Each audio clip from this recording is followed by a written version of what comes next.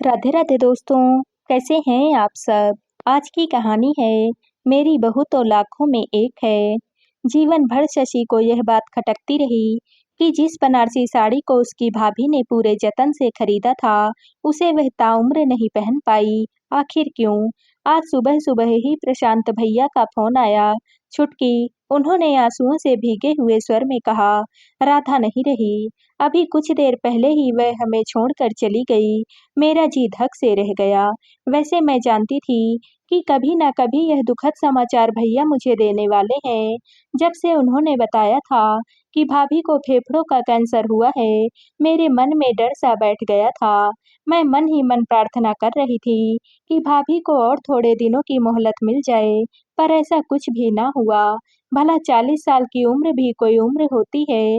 मैंने आंख भर कर सोचा, भाभी ने अभी दुनिया में देखा ही क्या था। उनके नन्हे-नन्हे बच्चों की बात सोचकर कलेजा मुँह को आने लगा, कंठ में रुलाई उमड़ने लगी। मैंने भारी मन से अपना सामान पैक किया।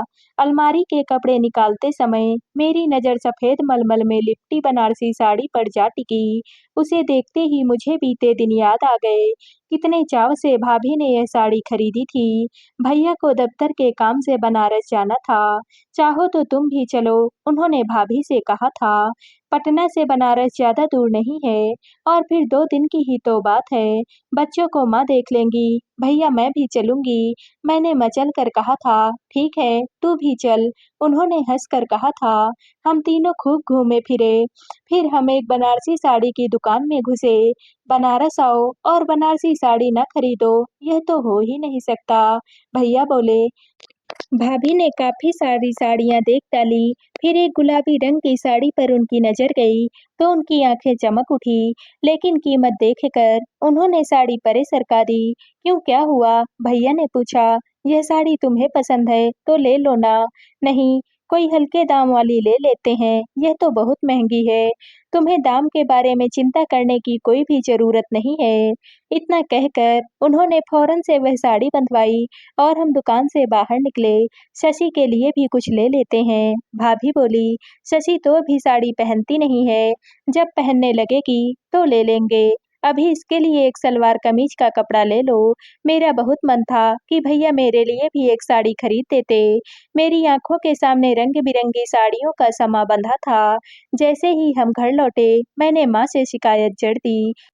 माँ को बताना मतलब बारूद के पलीते में आग लगाने जैसा था। माँ एकदम से भड़क उठी।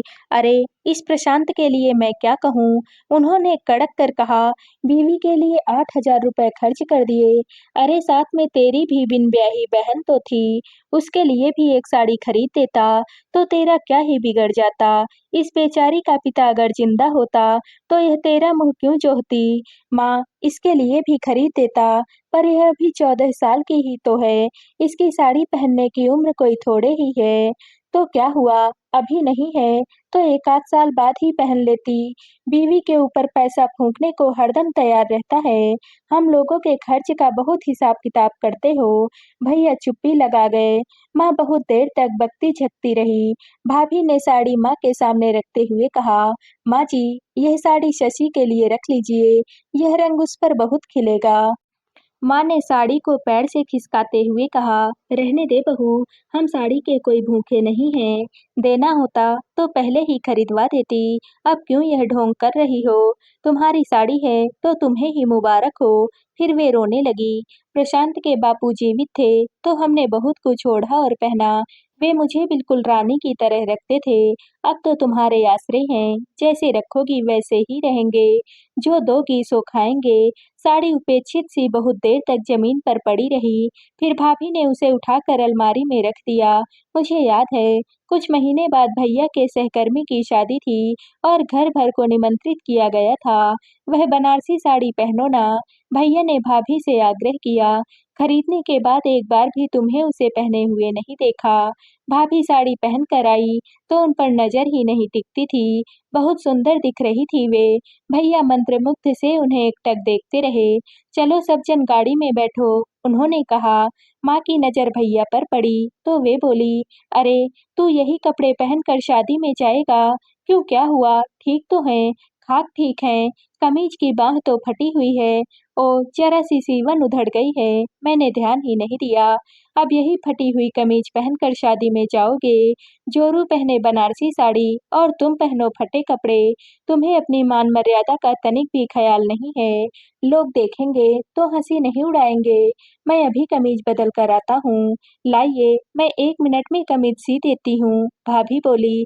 उतारिए जल्दी। थोड़ी देर में भाभी बाहर आई, तो उन्होंने अपनी साड़ी बदलकर एक सादी फूलदार रेशमी साड़ी पहन ली थी। यह क्या? भैया ने आहत भाव से पूछा। तुम पर कितनी फब रही थी साड़ी, बदलने की उसे क्या जरूरत थी? मुझे लगा साड़ी जरा भड़कीली है, दुल्हन से भी ज्यादा बन संवर कर जाऊं, यह कुछ ठीक नहीं लगता। भैया चुप्पी लगा गए। उस दिन के बाद भाभी ने वह साड़ी कभी भी नहीं पहनी। हर साल साड़ी को धूप दिखाकर जतन से तह कर रख देती थी। मैं जानती थी कि भाभी को माँ की बात लग गई है। माँ असमय पति को खोकर अत्यंत चिड़चिड़ी हो गई थी। भाभी के प्रति तो वे बहुत ही असहिष्णु थी और इधर मैं भी यदा-कदा माँ से चुगली जड़कर कलह का वातावरण उत्पन्न कर देती थी। घर में सबसे छोटी होने के कारण मैं अत्यधिक लाडली भी थी। भैया भी जी-जान से कोशिश करते कि मुझे पिता की कमी महसूस न हो और उन पर आश्रित होने की वजह से मुझ में हीन भाव ना पनपे। इधर माँ भी पल-पल उन्हें कोसती रहती थी कि प्रशांत, अब गृहस्थी की बागडोर तेरे हाथ में है, तू ही घर का कर्ता-धर्ता है। तेरा कर्तव्य है कि तू सबको सँभाले, सबको खुश रखे। लेकिन क्या यह काम इतना आसान था? सम्मिलित परिवार में हर सदस्य को खुश रखना कठिन था। भैया प्रशासन अधिकारी थे, आय अधिक न थी, पर शहर में दबदबा था। लेकिन महीना खत्म होते-होते पैसे चुक जाते और कई चीज़ों में कटौती करनी पड़ती। मुझे याद है, एक बार दिवाली पर भैया का हाथ बिल्कुल तंग था।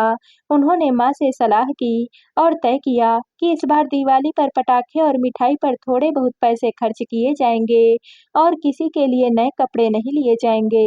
लेकिन छुटकी के लिए एक साड़ी जरूर ले लेना। अब तो वह साड़ी पहनने लगी है, उसका मन दुखेगा अगर उसे नए कपड़े ना मिले तो। अब कितने दिन हमारे घर रहने वाली है? पराया धन, बेटी की जात।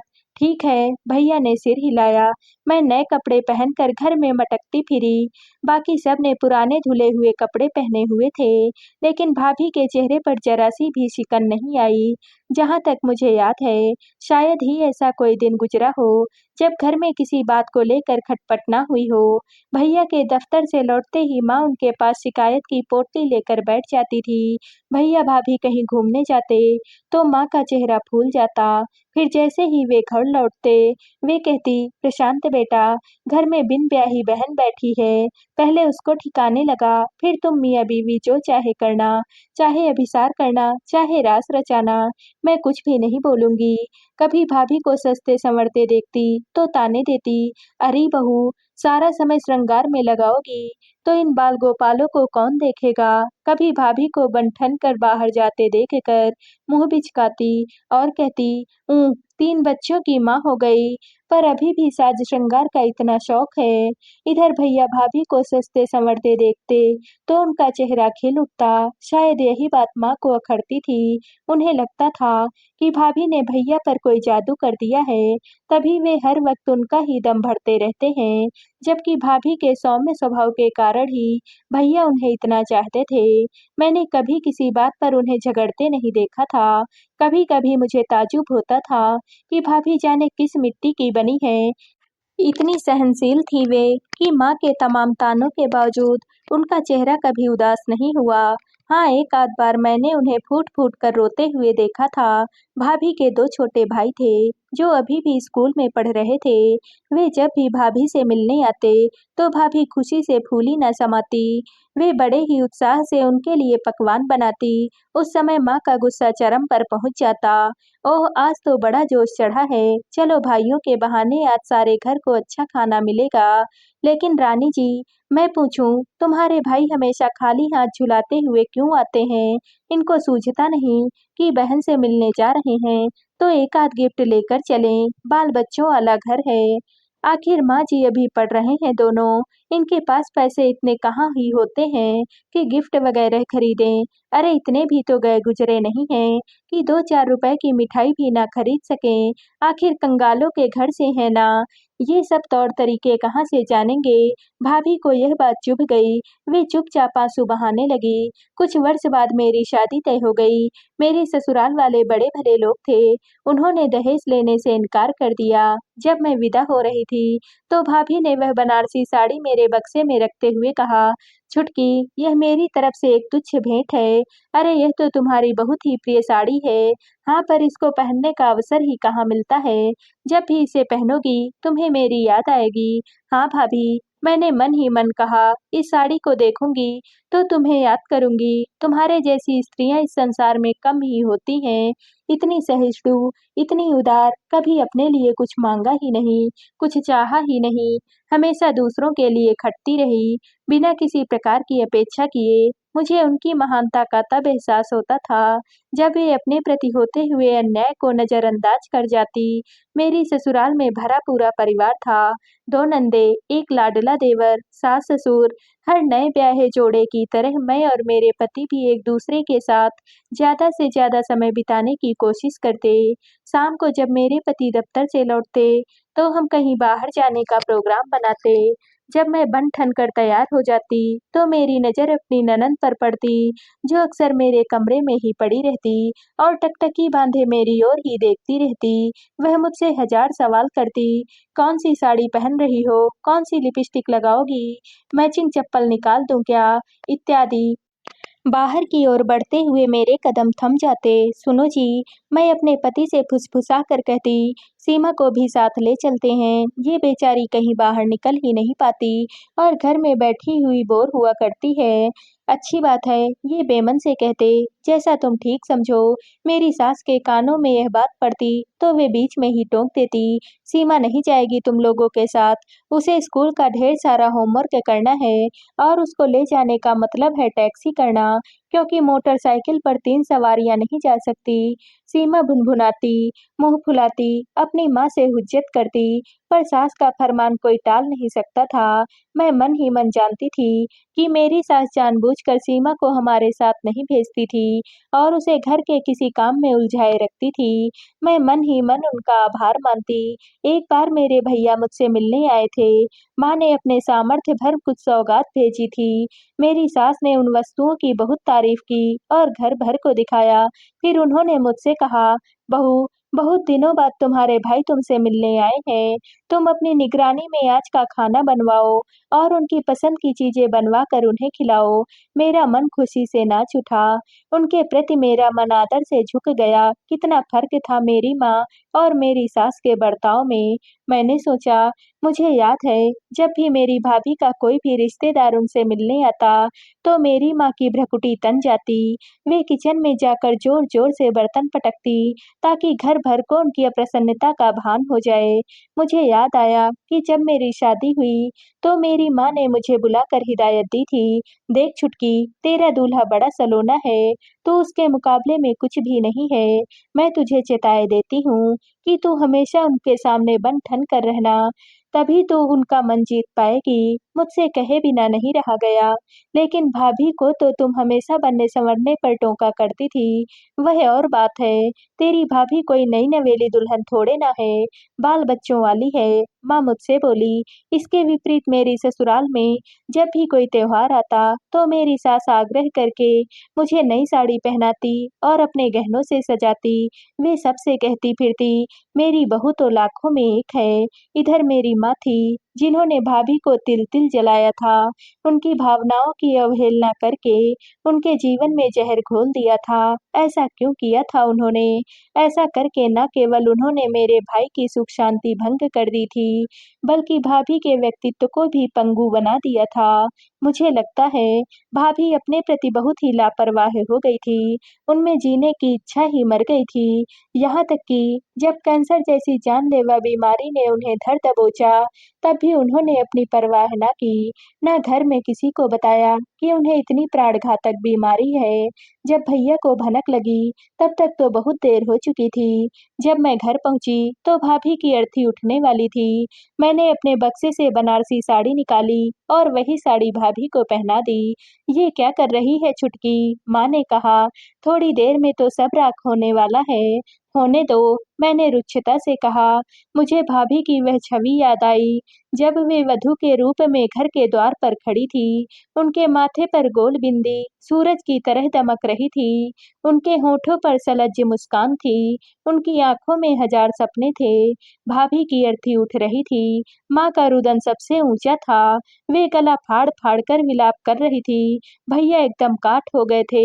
उनके दोनों बेटे रो रहे थे, पर छोटी बेटी नेहा, जो कि अभी भी 4 साल की ही थी, चारों ओर अबोध भाव से टुकुर-टुकुर देख रही थी।